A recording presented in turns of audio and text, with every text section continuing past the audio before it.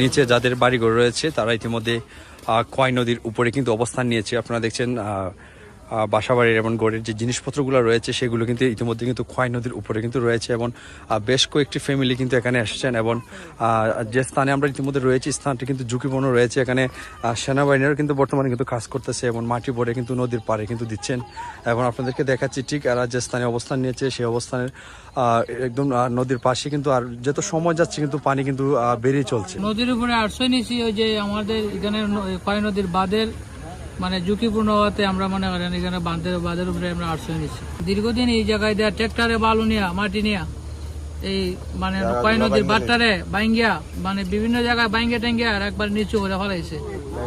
আজকে মানে প্রায় 10-12 বছর ধরে এই বাঁধের উপরে 2 কোদাল মাটি নাই, যে কারণে ওই বাঁধের আজকে বেহাল দশা।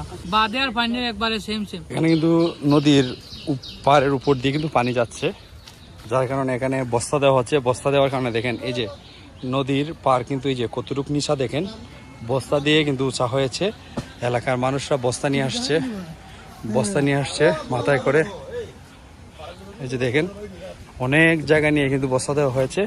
আর যদি বস্তা না দেওয়া হতো তাহলে কিন্তু ইতিমধ্যে কিন্তু এদিকে কিন্তু ভাঙন দেওয়ার সম্ভাবনা রয়েছিল। ওয়ালটন এসিতে ইনস্টলেশন একদম ফ্রি। আমার পিছনে দেখতেছেন কিছু ঘর বাড়ি কিন্তু স্থানীয় মানুষরা তৈরি করেছেন। যে জায়গার মাঝে আমরা ইতিমধ্যে রয়েছি নদী ভাঙনের আশঙ্কাটা খুবই বেশি। তারা বয়ে কিন্তু নদীর পাড়ে কিন্তু অবস্থান নিয়েছে এবং সেনাবাহিনী সহ স্থানীয় জনগণরা মিলে কিন্তু এখানে নদী ভাঙন ঠেকাতে কিন্তু নদীর পাড়ে কিন্তু বর্তমানে কিন্তু তারা বস্তা দিচ্ছে এবং তারপরে কিন্তু বস্তা দেওয়ার পরে কিন্তু বস্তার উপর দিয়ে কিন্তু পানি যাচ্ছে।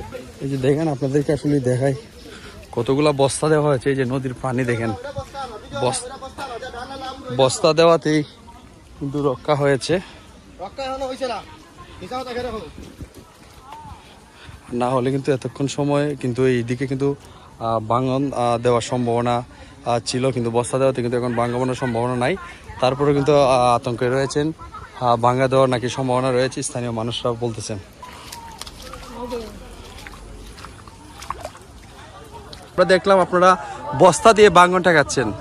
অবস্থা আমরা আজকে 3 দিন ধরে খের গুম খের খানি মানে পৌরসভা মানে যেভাবে অবস্থান করতেছে তারাই এখানে আপনার সাথে ইয়া সুযোগ তারা করতেছে। হ্যাঁ, এর মাঝে আমরা খুব অবস্থানের মাঝে এখানে মাঝে আছি। আমরা এখানে মানে ঝুঁকিপূর্ণের মাঝে আমরা এখানে আজকে 3 দিন ধরে। আচ্ছা, কতলা বস্তা হবে আপনারা বরে ফালাইছেন নদীর পারে? বস্তা না হইলেও তোমার 6,000 বস্তা। 6,000 বস্তা কাজ করতেছি, প্রায় 2 দিন ধরে কাজও করতেছি। বর্তমান অবস্থা আগের থেকে আরো বেশি খারাপ, মানে ভাঙন দেওয়ার সম্ভাবনা আছে। সম্ভাবনা একবার 100 মানে এটা বলার বাইরে সম্ভাবনা। তো পানি এখন পর্যন্ত পানি দিতেছে, আপনারা নিজে দেখতেছেন। এগুলা মানুষ আমরা মানে কোনো গ্যারান্টি নাই। আমরা যেমন বস্তাগুলা শর্ট, আমরা কাছে বস্তাগুলা নাই, সেনাবাহিনীরা আনতেছে, আমরা এনে দিতেছে, আমরা এনে ফালাইতেছি। সেনাবাহিনী কি আপনাদের সাথে কাজ করতেছে? অবশ্যই আমরা সাথে তারা কাল থেকে কাজ করতেছে। গতকাল থেকে কাজ করতেছে? গতকালকে তেরাত আমরা সাথে কাজ করতেছে। এখন আমরা বস্তা নাই, বস্তা বাড়াই না দিছে।